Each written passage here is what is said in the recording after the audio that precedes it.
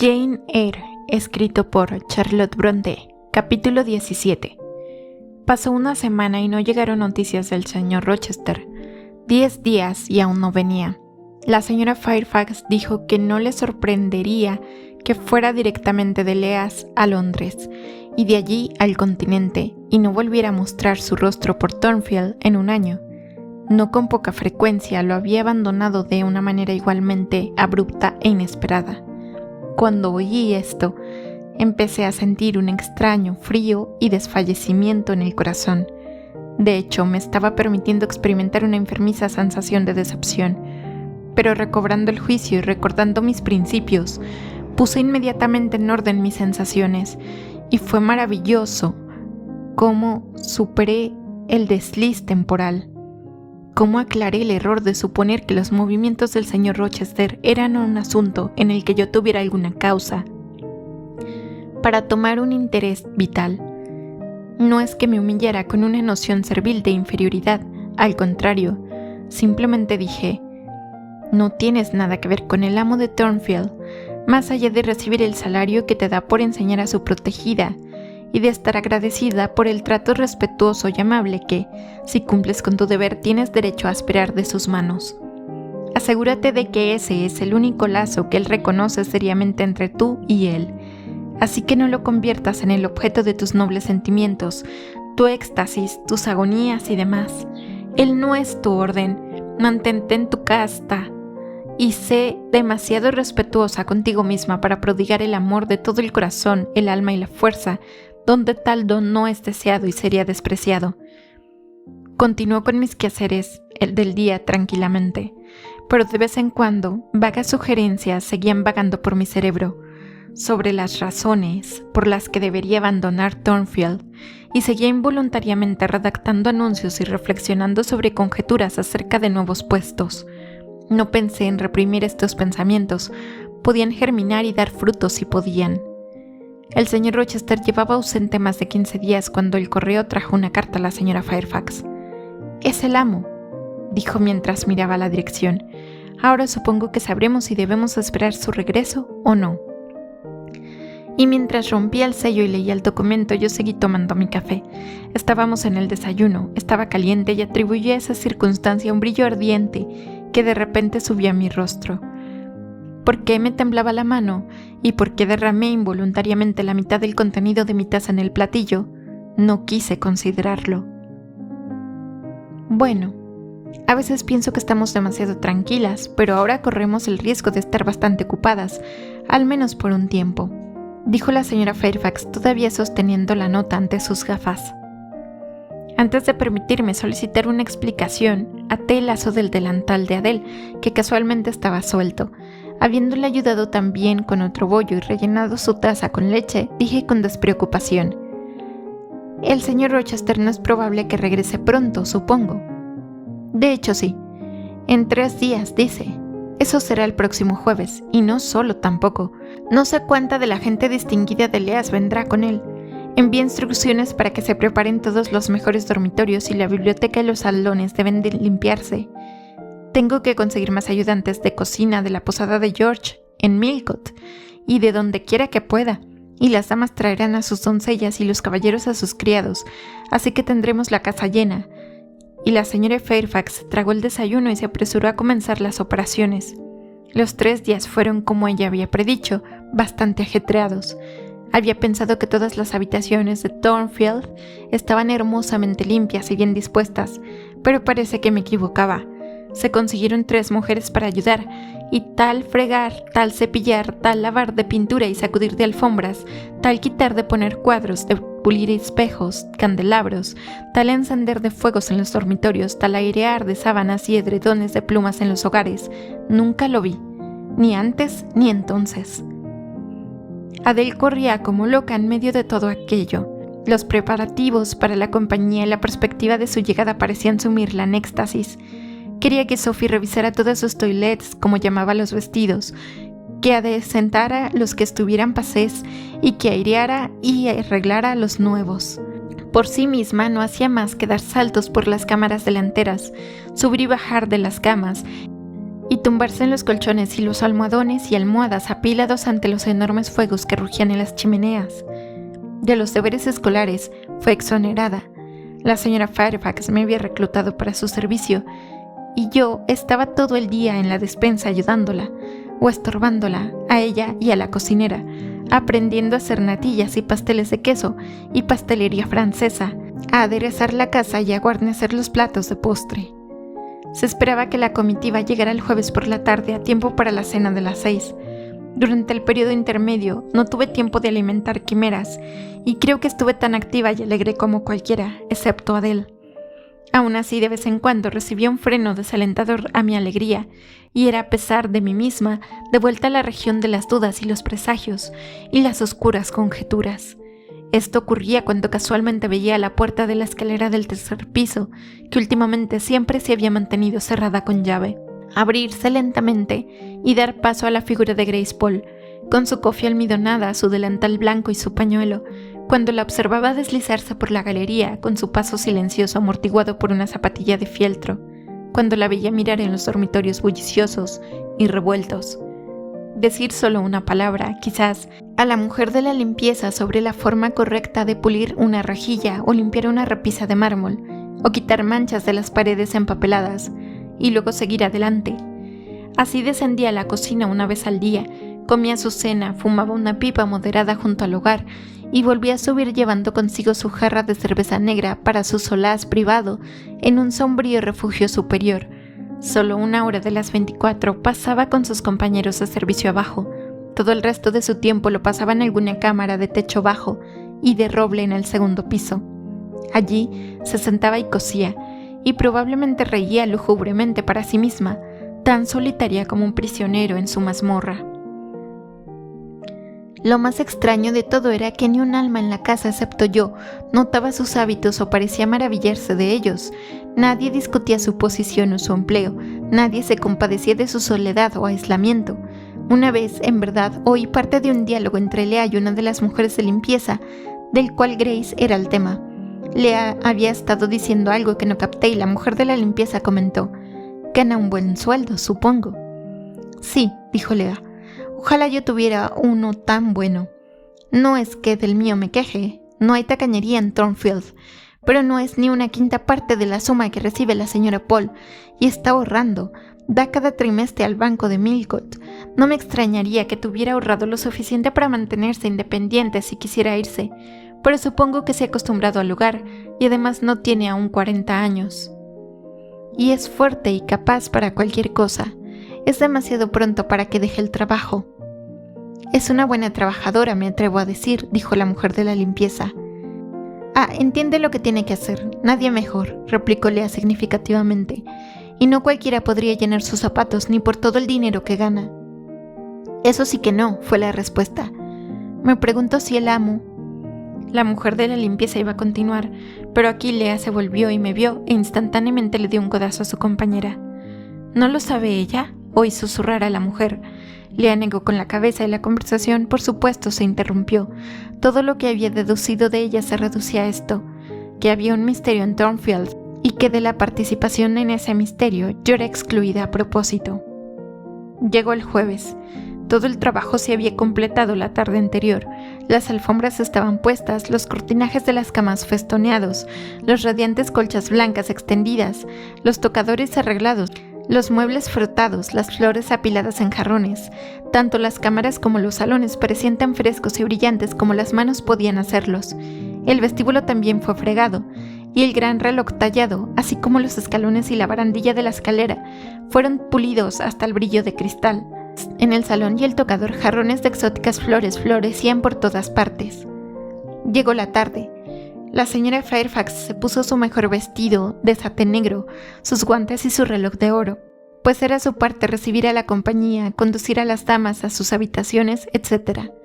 Adele también sería vestida, aunque pensé que tenía pocas posibilidades de ser presentada a la comitiva ese día, al menos. Sin embargo, para complacerla, permití a Sofía ataviarla con uno de sus vestidos cortos y amplios de muselina. Por mi parte no tenía necesidad de hacer ningún cambio. No se me llamaría abandonar mi santuario del aula, pues un santuario se había vuelto ahora para mí, un refugio muy agradable en tiempos de tribulación. Había sido un día de primavera suave y sereno, uno de esos días que hacia finales de marzo o principios de abril se alzan resplandecientes sobre la tierra, como heraldos del verano. Estaba llegando a su fin ahora, pero la tarde era incluso cálida y yo estaba sentada trabajando en el aula con la ventana abierta. «Se me hace tarde», dijo la señora Fairfax, entrando en estado crujiente. «Me alegro de haber ordenado la cena una hora antes de la hora que menciona el señor Rochester, pues ya pasan de las 6. He enviado a John a las verjas para ver si hay algo en el camino. Desde allí se ve muy lejos, en dirección a Millcote». Se acercó a la ventana. «Aquí está», dijo. «Bueno, John», asomándose. «¿Alguna noticia?» «Están llegando, señora», fue la respuesta. «Estarán aquí en 10 minutos». Adele voló a la ventana. Yo la seguí, cuidando de ponerme a un lado para que, protegida por la cortina, pudiera ver sin ser vista. Los 10 minutos que John había dado parecieron muy largos, pero al final se oyeron ruedas. 4 jinetes galoparon por el camino de entrada, y tras ellos venían 2 carruajes abiertos. Velos ondeantes y plumas al viento llenaban los vehículos. 2 de los caballeros eran jóvenes, de aspecto gallardo. El tercero era el señor Rochester, en su caballo negro. Miss Rowe con Pilot saltando delante de él. A su lado cabalgaba una dama, y él y ella eran los primeros de la comitiva. Su hábito de montar púrpura casi barría el suelo. Su velo ondeaba largo al viento, mezclándose con sus pliegues, transparentes, y brillando a través de ellos resplandecían ricos rizos de cuervo. «La señorita Ingram», exclamó la señora Fairfax, y se apresuró a su puesto abajo. La cabalgata, siguiendo la curva del camino de entrada, rápidamente giró el ángulo de la casa y la perdí de vista. Adele pidió entonces bajar, pero la tomé en mi regazo y le di a entender que no debía bajo ningún concepto pensar en aventurarse a la vista de las damas, ni ahora ni en ningún otro momento, a menos que fuera llamada expresamente, que el señor Rochester se enfadaría mucho, etc.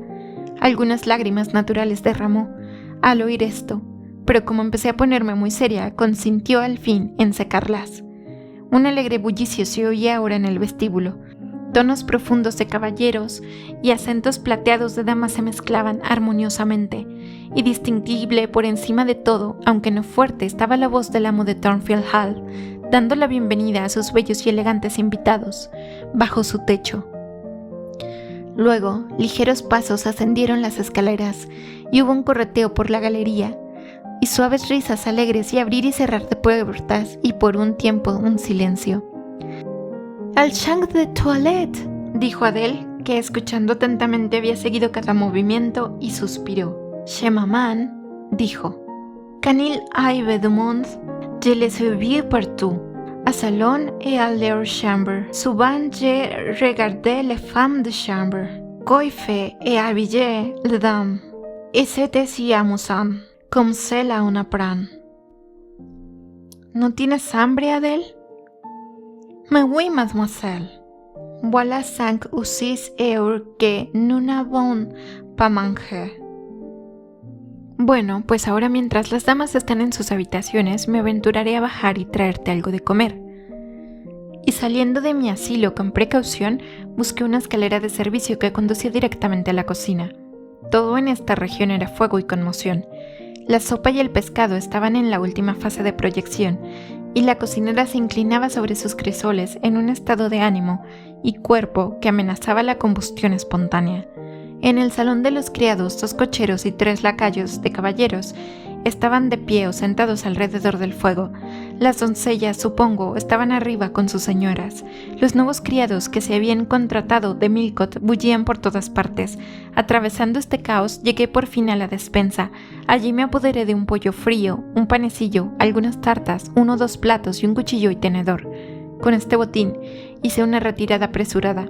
Había recuperado la galería, estaba cerrando la puerta de servicio tras de mí, cuando un zumbido acelerado me advirtió que las damas estaban a punto de salir de sus cámaras. No podía proceder al aula sin pasar por alguna de sus puertas y correr el riesgo de ser sorprendida con mi cargamento de vituallas, así que me quedé quieta en este extremo, que al no tener ventanas estaba oscuro, completamente oscuro ahora, pues el sol se había puesto y el crepúsculo se acumulaba. Al instante, las cámaras entregaron a sus bellas inquilinas una tras otra. Cada una salió alegre y etérea, con un vestido que brillaba lustroso a través de la penumbra.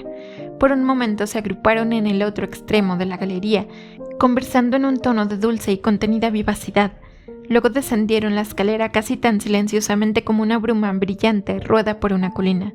Su apariencia colectiva me había dejado la impresión de elegancia, de alta cuna, como nunca antes había recibido. Encontré a Adele espiando por la puerta del aula, que mantenía entreabierta. ¡Qué damas tan hermosas!, exclamó en inglés.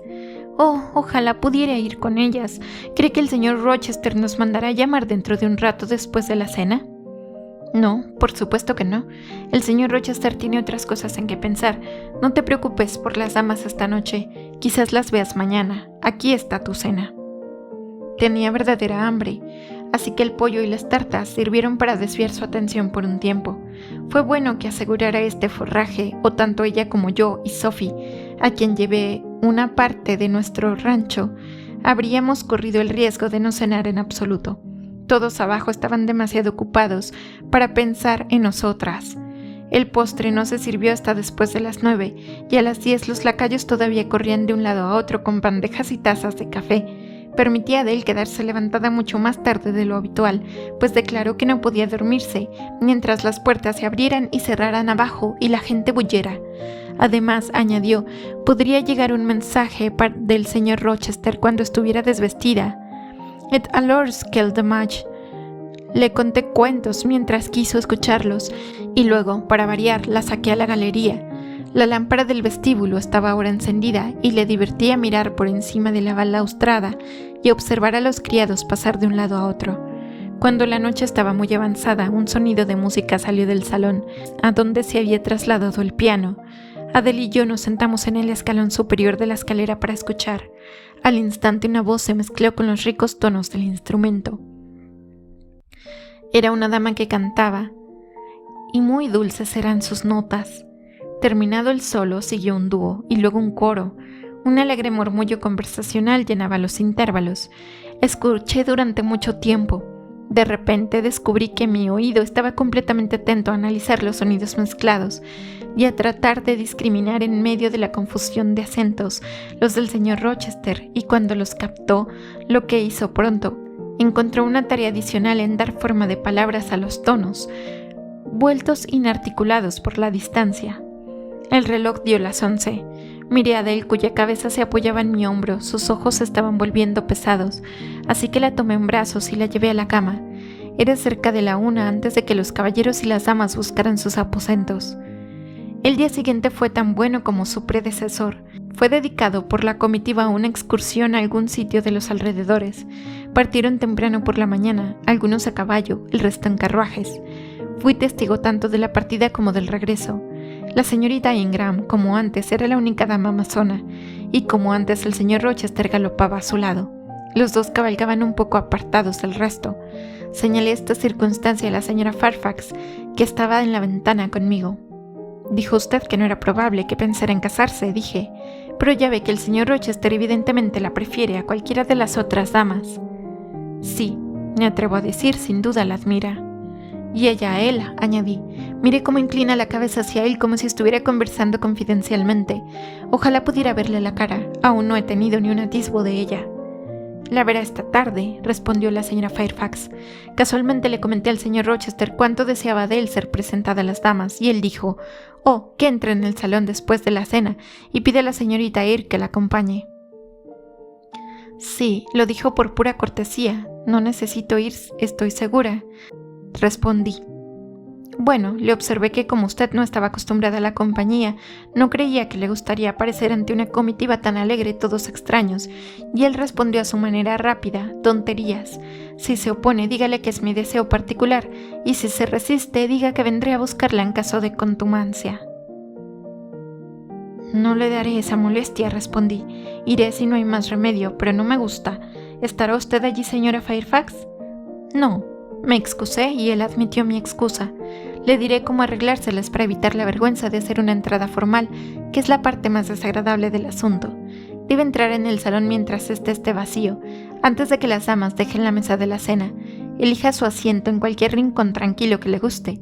No necesita quedarse mucho tiempo, después de que entren los caballeros y a menos que le plazca. Solo deje que el señor Rochester vea que está allí y luego escápese, nadie lo notará. ¿Se quedará esta gente mucho tiempo, cree usted? Quizá 2 o 3 semanas, ciertamente no más. Después del receso de Pascua, Sir George Lynn, quien fue elegido recientemente miembro por Millcote, tendrá que ir a la ciudad y tomar posesión de su escaño. Me atrevo a decir que el señor Rochester lo acompañará. Me sorprende que ya haya hecho una estancia tan prolongada en Thornfield. Fue con cierta trepidación que percibí acercarse la hora en que debía dirigirme con mi pupila al salón. Adele había estado en un estado de éxtasis todo el día, después de oír que iba a ser presentada a las damas por la tarde, y no fue hasta que Sophie comenzó la operación de vestirla que se sosegó. Entonces la importancia del proceso la serenó rápidamente, y para cuando tuvo sus rizos arreglados en racimos bien lisos y caídos, y su vestido de satén rosa puesto, su largo lazo atado y sus mitones de encaje ajustados, parecía tan grave como cualquier juez. No hubo necesidad de advertirle que no desordenara su atuendo. Cuando estuvo vestida se sentó recatadamente en su sillita, cuidando previamente de levantar la falda de satén por temor a arrugarla, y me aseguró que no se movería de allí hasta que yo estuviera lista. Lo estuve rápidamente. Mi mejor vestido, el de color gris plateado, comprado para la boda de la señorita Temple y nunca usado desde entonces, fue puesto en un momento. Mi pelo fue alisado en un momento, mi único adorno, el broche de perlas, fue asumido en un momento, y descendimos. Afortunadamente había otra entrada al salón, además de la que pasaba por donde estaban todos los demás, sentados a la cena. Encontramos el apartamento vacío. Un gran fuego ardía silenciosamente en el hogar de mármol, y las velas de cera brillaban en brillante soledad, en medio de las exquisitas flores con las que se adornaban las mesas. La cortina carmesí colgaba ante el marco, por muy ligera que fuera la separación de este cortinaje, formaba del grupo en el salón continuo. Hablaban en un tono tan bajo que nada de su conversación podía distinguirse, más allá de un murmullo tranquilizador. Adele, que parecía estar todavía bajo la influencia de una impresión de lo más solemnizadora, se sentó sin una palabra en el escabel que yo le señalé. Yo me retiré a un asiento de ventana y tomando un libro de una mesa cercana intenté leer. Trajo su escabel a mis pies. Al poco rato me tocó la rodilla. ¿Qué pasa, Adele? Es que je ne puis prendre un seul de ces fleurs magnifiques, mademoiselle? Seulement pour compléter ma toilette. Piensas demasiado en tu toilette, Adele, pero puedes tomar una flor. Y tomé una rosa de un jarrón y se la prendí en el lazo. Suspiró, un suspiro de inefable satisfacción, como si su copa de felicidad estuviera ahora llena. Aparté la cara para ocultar una sonrisa que no pude reprimir. Había algo de ridículo, además de doloroso, en la devoción seria e innata de la pequeña parisina por los asuntos del vestir. Un suave sonido de levantarse se hizo ahora audible. La cortina fue retirada del arco.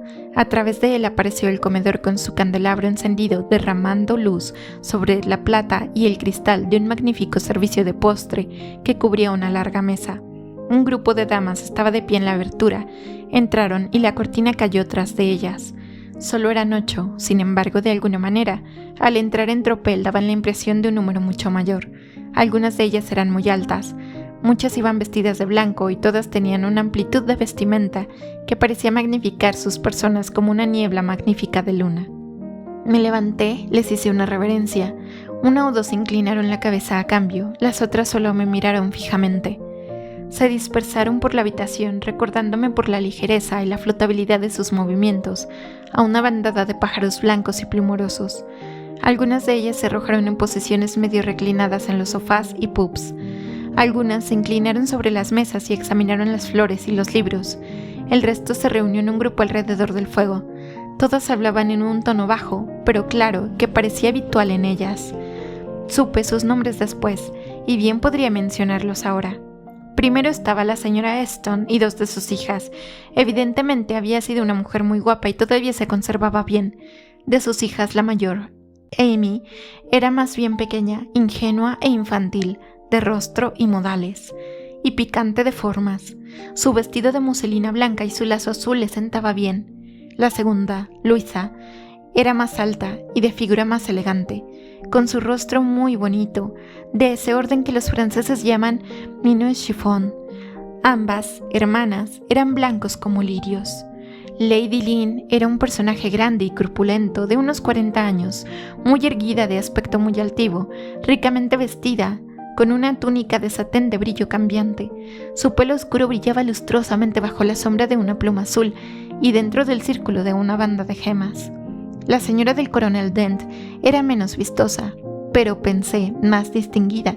Tenía una figura esbelta, un rostro pálido y dulce y un cabello rubio. Su vestido de satén negro, su pañuelo de rico encaje extranjero y sus adornos de perlas me gustaron más que el resplandor de arcoíris de la dama titulada. Pero las tres más distinguidas, en parte quizá porque eran las figuras más altas del grupo, eran la viuda Lady Ingram y sus hijas, Blanche y Mary. Las tres eran de la estatura más elevada de las mujeres. La viuda podría tener entre 40 y 50 años. Su figura todavía era fina, su cabello, a la luz de las velas, al menos todavía negro, sus dientes también todavía aparentemente perfectos. La mayoría de la gente le habría llamado una mujer espléndida para su edad, y así era, sin duda, físicamente hablando. Pero entonces había una expresión de altivez casi insoportable en su porte y semblante. Tenía rasgos romanos y una papada que desaparecía en un cuello como un pilar. Estos rasgos me parecieron no solo hinchados y oscurecidos, sino incluso surcados de orgullo, y la barbilla se sostenía por el mismo principio en una posición de rectitud casi preternatural. Tenía asimismo una mirada fiera y dura. Me recordó la de la señora Reed. Modulaba las palabras al hablar, su voz era muy profunda y sus inflexiones muy pomposas, muy dogmáticas, muy intolerables, en resumen. Una túnica de terciopelo carmesí y un turbante de chal de alguna tela india labrada en oro la vestían. Supongo que ella pensaba de una dignidad verdaderamente imperial. Blanche y Mary eran de igual estatura, rectas y altas como álamos. Mary era demasiado delgada para su altura, pero Blanche estaba moldeada como una diana. La observé, por supuesto, con especial interés. Primero deseaba ver si su apariencia concordaba con la descripción de la señora Fairfax. Segundo, si se parecían algo a la miniatura imaginaria que había pintado de ella. Y tercero, saldrá a la luz si era tal como me imaginaría que podría gustar al señor Rochester. En cuanto a la persona, respondía punto por punto tanto a mi cuadro como a la descripción de la señora Fairfax. El noble busto, los hombros caídos, el cuello gracil, los ojos oscuros y los rizos negros, todo estaba allí. Pero su rostro era como el de su madre, una semejanza juvenil y sin arrugas. La misma frente baja, los mismos rasgos altos, el mismo orgullo. No era, sin embargo, un orgullo tan saturnino. Reía continuamente, su risa era satírica y también lo era la expresión habitual de su labio arqueado y altivo. Se dice que el genio es consciente de sí mismo. No puedo decir si la señorita Ingram era un genio, pero era consciente de sí misma, notablemente consciente de sí misma, en verdad. Entabló un discurso sobre botánica ante la amable señora Dent. Parecía que la señora Dent no había estudiado esa ciencia, aunque, como dijo, le gustaban las flores, especialmente las silvestres. La señorita Ingram sí, y repasó su vocabulario con aire de suficiencia. Al instante percibí que estaba, lo que se llama vernáculamente, tomándole el pelo a la señora Dent. Es decir, jugando con su ignorancia. Su toma de pelo podría ser inteligente, pero decididamente no era de buen natural. Tocó. Su ejecución fue brillante. Cantó. Su voz era fina. Habló en francés aparte con su mamá, y lo habló bien, con fluidez y con buen acento. Mary tenía un semblante más dulce y abierto que Blanche, rasgos más suaves también y una piel, algunos tonos más clara. La señorita Ingram era oscura como una española, pero a Mary le faltaba vida. Su rostro carecía de expresión, su ojo de lustre, no tenía nada que decir, y una vez que tomó asiento permaneció fija como una estatua en su nicho. Ambas hermanas iban vestidas de un blanco inmaculado. Y pensaba yo ahora que la señorita Ingram era una elección tal como la que probablemente haría el señor Rochester, no podría decirlo. No conocía su gusto en belleza femenina. Si le gustaba lo majestuoso, ella era el mismo tipo de majestad. Además era culta, vivaz. La mayoría de los caballeros la admiraban, pensé, y que él la admiraba, ya parecía haber obtenido pruebas. Para eliminar la última sombra de duda, solo quedaba verlos juntos. No debe suponer, lector, que Adele ha estado todo este tiempo sentada inmóvil, en el escabel de mis pies. No, cuando entraron las damas, se levantó y avanzó a su encuentro. Hizo una majestuosa reverencia y dijo con gravedad: «Bonjour, mesdames». Y la señora Ingram la había mirado con aire burlón y exclamado: «¡Oh, qué pequeña marioneta!». Lady Lynn había comentado: «Es la pupila del señor Rochester, supongo, la pequeña francesa de la que hablaba». La señora Dent le había tomado amablemente la mano y le había dado un beso. Amy y Louisa Ashton habían exclamado simultáneamente: «¡Qué amor de niña!». Y luego la habían llamado a un sofá, donde ahora se sentaba acomodada entre ellas, parloteando alternativamente en francés y en un inglés chapurreado, absorbiendo no solo la atención de las jóvenes damas, sino también la de la señora Ashton y Lady Lynn, siendo mimada a su gusto. Por fin se trae el café y se invoca a los caballeros. Me siento en la sombra, si es que hay alguna sombra en ese apartamento, brillantemente iluminado. La cortina de la ventana me oculta a medias. De nuevo el arco se abre de par en par. Ellos entran. La apariencia colectiva de los caballeros, como la de las damas, es muy imponente. Todos van vestidos de negro. La mayoría son altos, algunos jóvenes. Henry y Frederick Lynn son unos petimetres muy apuestos, por cierto. El coronel Dent es un hombre de aspecto militar distinguido. El señor Ashton, el magistrado del distrito, es un caballero. Su pelo es completamente blanco, sus cejas y patillas aún oscuras, lo que le da algo de apariencia de un père noble de teatro. Lord Ingram, como sus hermanas, es muy alto, como ellas también es guapo, pero comparte la mirada apática y lánguida de Mary. Parece tener más longitud de miembros de que vivacidad de sangre o vigor de cerebro. ¿Y dónde está el señor Rochester? Entra el último. No estoy mirando el arco, pero lo veo entrar. Intento concentrar mi atención en esas agujas de serpunto, en las mallas del monedero que estoy formando. Deseo pensar solo en la labor que tengo en mis manos, ver solo las cuentas de plata y los hilos de seda que yacen en mi regazo, mientras que, distintamente, contemplo su figura e inevitablemente recuerdo el momento en que le vi por última vez, justo después de haberle prestado lo que él considera un servicio esencial. Y él, sosteniendo mi mano y mirándome a la cara, me examinó con ojos que revelaban un corazón lleno y ansioso por desbordarse, en cuyas emociones yo tenía parte. Qué cerca me había acercado a él en ese momento. ¿Qué había ocurrido desde entonces, calculado para cambiar nuestras posiciones relativas? Sin embargo, ahora qué distantes, qué alejados estábamos. Tan alejados que no esperaba que viniera a hablarme. No me extrañó cuando, sin mirarme, tomó asiento al otro lado de la habitación y comenzó a conversar con algunas de las damas. Tan pronto como vi que su atención estaba clavada en ellas y que yo podía mirar sin ser observada, mis ojos se sintieron atraídos involuntariamente hacia su rostro. No podía mantener mis párpados bajo control. Se levantaban y los iris se fijaban en él. Miré y sentí un agudo placer al mirar. Un placer precioso pero punzante, oro puro con una acerrada punta de agonía. Un placer como el que podría sentir el hombre que perece de sed, que sabe que el pozo al que se ha arrastrado está envenenado, pero se inclina y bebe sorbos divinos de todos modos. Muy cierto es que la belleza está en el ojo de quien mira. El rostro en color oliváceo de mi amo, su frente cuadrada y maciza, sus cejas anchas y de azabache, sus ojos profundos y sus rasgos fuertes, su boca firme y severa, todo energía, decisión, voluntad, no eran hermosos según la regla, pero eran más que hermosos para mí. Estaban llenos de un interés, una influencia que me dominaba por completo, que arrebataba mis sentimientos de mi propio poder y los encadenaba al suyo. No había tenido la intención de amarlo. El lector sabe que había trabajado duro para extirpar de mi alma los gérmenes del amor allí detectados, y ahora la primera visión renovada de él llegaron espontáneamente, verdes y fuertes. Me hizo amarlo sin mirarme. Lo comparé con sus invitados. ¿Qué era la gallarda gracia de los Lynn, la lánguida elegancia de Lord Ingram, incluso la distinción militar del coronel Dent, en contraste con su aspecto de médula nativa y genuino poder? No sentía ninguna simpatía por su apariencia y su expresión, sin embargo podía imaginar que la mayoría de los observadores lo llamarían atractivos, guapos, imponentes, mientras que declararían al señor Rochester a la vez de rasgos duros y de aspecto melancólico. Los vi sonreír, no era nada. La luz de las velas tenía tanta alma como su sonrisa, el tintineo de la campanilla tanto significado como su risa.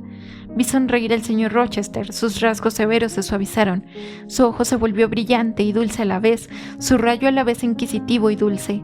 Hablaba en ese momento con Luisa y Amy Ashton. Me extrañó verlas recibir con calma esa mirada que a mí me parecía tan penetrante. Esperaba que sus ojos bajaran, que su color subiera bajo ella. Sin embargo, me alegré cuando descubrí que no se conmovían en absoluto. No es para ellas lo que es para mí, pensé. No es de su especie, creo que es de la mía. Estoy segura de que lo es. Me siento afín a él, entiendo el lenguaje de su semblante y sus movimientos. Aunque el rango y la riqueza nos separen ampliamente, tengo algo en mi cerebro y en mi corazón, en mi sangre y en mis venas, que me asimila mentalmente a él. Dije hace unos días que no tenía nada que ver con él más que recibir mi salario de sus manos. Me prohibí a mí misma pensar en él bajo otra luz que no fuera la de un pagador. Blasfemia contra la naturaleza. Cada sentimiento bueno, verdadero y vigoroso que tengo se reúne impulsivamente a su alrededor. Sé que debo ocultar mis sentimientos, debo sofocar la esperanza, debo recordar que no puede importarle mucho. Porque cuando digo que soy de su especie, no quiero decir que tengo su fuerza para influir y su hechizo para atraer. Solo quiero decir que tengo ciertos gustos y sentimientos en común con él. Debo pues repetir continuamente que estamos separados para siempre. Y sin embargo, mientras respire y piense, debo amarlo. Se sirve el café. Las damas desde que entraron, los caballeros se han vuelto vivaces como alondras. La conversación se vuelve animada y alegre. El coronel Dent y el señor Ashton discuten sobre política. Sus esposas escuchan. Las dos orgullosas viudas, Lady Lynn y Lady Ingram, confabulan juntas. Sir George, a quien por cierto he olvidado de describir, un caballero rural y muy grande, de aspecto muy fresco, está de pie ante su sofá con la taza de café en la mano, y de vez en cuando interviene. El señor Frederick Lynn ha tomado su asiento junto a Mary Ingram, y le está mostrando los grabados de un espléndido volumen. Ella mira, sonríe de vez en cuando, pero aparentemente dice poco. El alto flemático Lloyd Ingram se apoya con los brazos cruzados en el respaldo de la silla de la pequeña y vivaz Amy Ashton. Ella lo mira y parlotea como un reyezuelo. A ella le gusta más que el señor Rochester. Henry Lynn se ha apoderado de un puff a los pies de Luisa. Adele lo comparte con él. Él está tratando de hablar francés con ella y Luisa se ríe de sus errores. ¿Con quién se emparejará Blanche Ingram? Está de pie sola en la mesa, inclinándose graciosamente sobre un álbum. Parece esperar a que la busquen, pero no esperará demasiado. Ella misma selecciona un compañero. El señor Rochester, habiendo dejado a las Ashton, está de pie en el hogar tan solitario como ella está junto a la mesa. Ella lo confronta tomando su puesto en el lado opuesto de la repisa de la chimenea. Señor Rochester, creía que no le gustaban los niños. Ni me gustan. Entonces, ¿qué le indujo a hacerse cargo de una muñequita como esa? Señalando a Adele. ¿Dónde la recogió? No la recogí, me la dejaron en mis manos. Debería haberla enviado a una escuela. No podía permitírmelo, las escuelas son tan caras. Vaya, supongo que tiene una institutriz para ella, y esa persona con ella hace un momento se ha ido. ¿O no? Allí está todavía detrás de la cortina de la ventana. Le paga por supuesto. Yo pensaría que es igual de caro, más aún porque tiene que mantener a las dos además. Temí, o debería decir esperé, que la alusión a mí hiciera que el señor Rochester mirara en mi dirección, e involuntariamente me encogí más en la sombra, pero nunca volvió los ojos. No he considerado el asunto, dijo con indiferencia, mirando directamente al frente. No, ustedes los hombres nunca consideran la economía y el sentido común. Debería oír a mamá sobre el capítulo de las institutrices. Neri y yo hemos tenido, creo, al menos una docena en nuestros días. La mitad de ellas detestables, el resto ridículas y todas unos incubos. ¿No es así, mamá? ¿Hablaste, tesoro mío? La joven dama, así reclamada como propiedad especial de la viuda, reiteró su pregunta con una explicación. Querida mía, no menciones a las institutrices, la palabra me pone nerviosa. He sufrido un martirio por su incompetencia y capricho. Gracias al cielo ya he terminado con ellas. La señora Dent se inclinó entonces hacia la piadosa dama y le susurró algo al oído. Supongo por la respuesta obtenida que fue un recordatorio de que una de la raza anatemizada estaba presente. «Tant pis», dijo su señoría. «Espero que le sirva de algo». Luego en un tono más bajo, pero aún lo suficientemente alto como para que yo lo oyera. «La he observado, soy una jueza de la fisionomía, y en la suya veo todas las faltas de su clase». «¿Cuáles son, señora?», inquirió el señor Rochester en voz alta. «Se lo diré en privado», replicó ella meneando su turbante 3 veces con una significación portentosa. «Pero mi curiosidad habrá perdido el apetito, anhela alimento ahora». «Pregúntele a Blanche, está más cerca de usted que yo». «Oh, no me la refiera a mí, mamá. Solo tengo una palabra que decir de toda la tribu. Son una molestia. No es que yo haya sufrido mucho por ellas. Me encargué de darles la vuelta a la tortilla. Qué bromas les hacíamos, Theodore y yo, a nuestras señoritas Wilson y señoras Grey y Madame Joubert. Mary siempre estaba demasiado somnolienta para unirse a un complot con espíritu. La mejor diversión era con Madame Joubert. La señorita Wilson era una pobre criatura enfermiza, lacrimosa y de bajo espíritu que no valía la pena el esfuerzo de vencer. En resumen, y la señora Grey era tosca e insensible.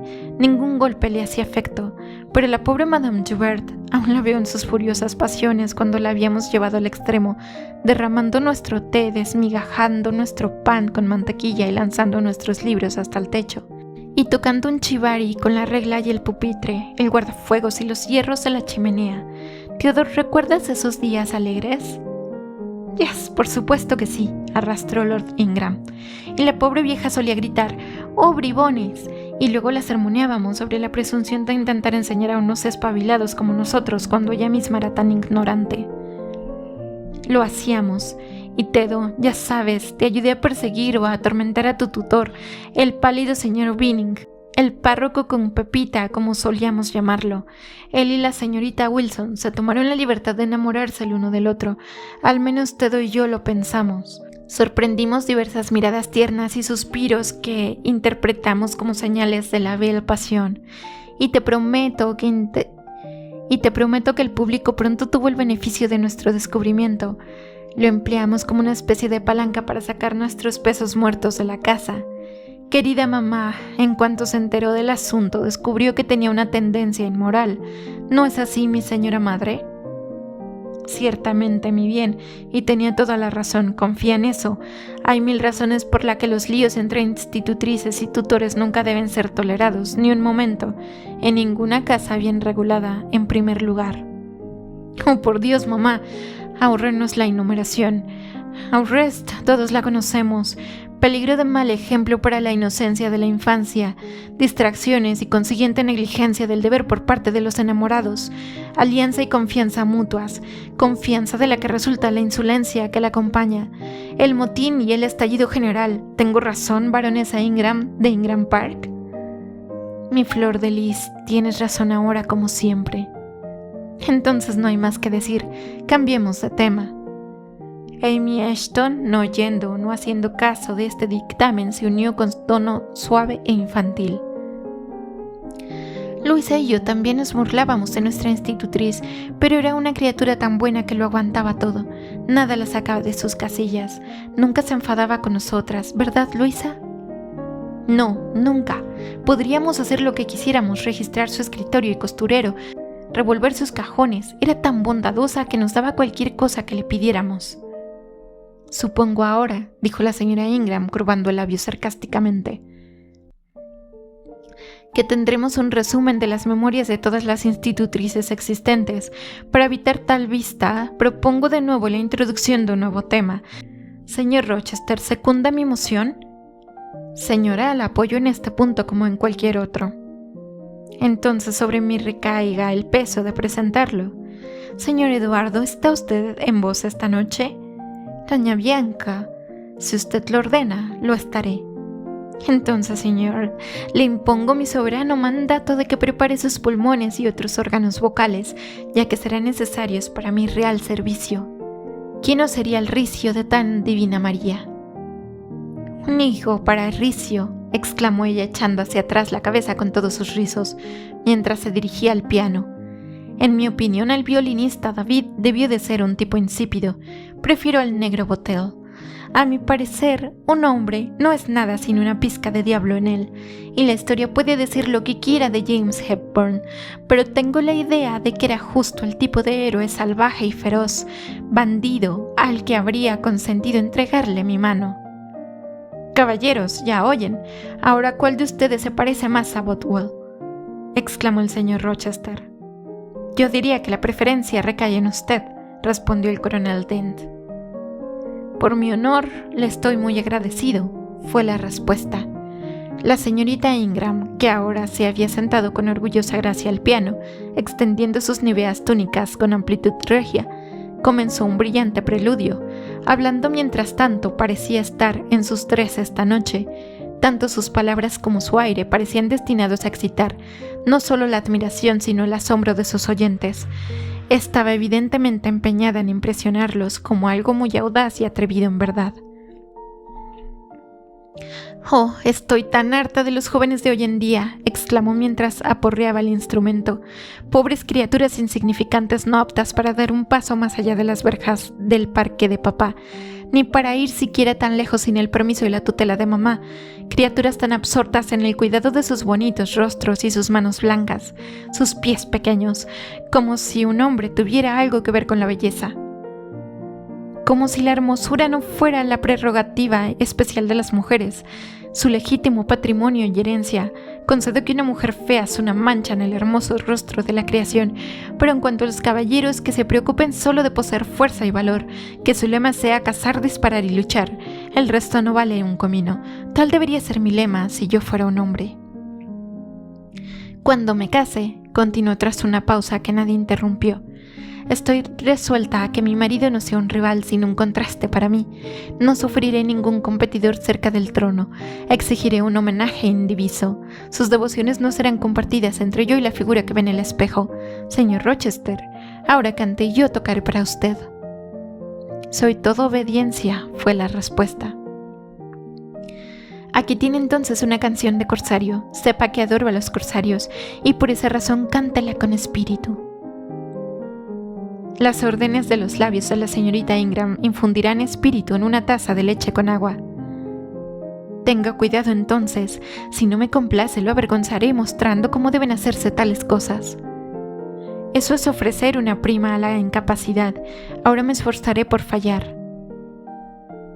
Gerdus vos bien. Gerdus vos bien.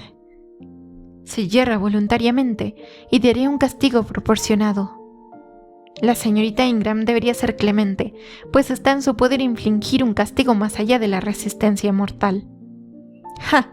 Explíquese, ordenó la dama. Perdóneme, señora, no hay necesidad de explicación. Su propio fino sentido debe informarle que uno de sus ceños fruncidos sería un sustituto suficiente de la pena capital. Cante, dijo ella, y tocando de nuevo el piano, comenzó un acompañamiento con estilo enérgico. Ahora es mi momento de escabullirme, pensé, pero los tonos que entonces rasgaron el aire me detuvieron. La señora Fairfax había dicho que el señor Rochester poseía una hermosa voz. La tenía, un bajo melodioso y potente, en el que vertía su propio sentimiento, su propia fuerza, encontrando un camino a través del oído hasta el corazón y despertando allí sensaciones extrañas. Esperé hasta que la última vibración profunda y plena hubo expirado, hasta que la marea de la conversación contenida un instante hubo reanudado su flujo. Entonces abandoné mi rincón protegido y salí por la puerta lateral, que afortunadamente estaba cerca. Desde allí, un pasillo estrecho conducía al vestíbulo. Al cruzarlo me di cuenta de que mi sandalia estaba suelta. Me detuve para atarla, arrodillándome para ello en la estera al pie de la escalera. Oí abrirse la puerta del comedor. Salió un caballero. Levantándome apresuradamente me encontré cara a cara con él. Era el señor Rochester. «¿Cómo está usted?», preguntó. «Estoy muy bien, señor». «¿Por qué no vino a hablarme en la habitación?». Pensé que podría haberle devuelto la pregunta a quien la formulaba, pero no me tomaría esa libertad, respondí.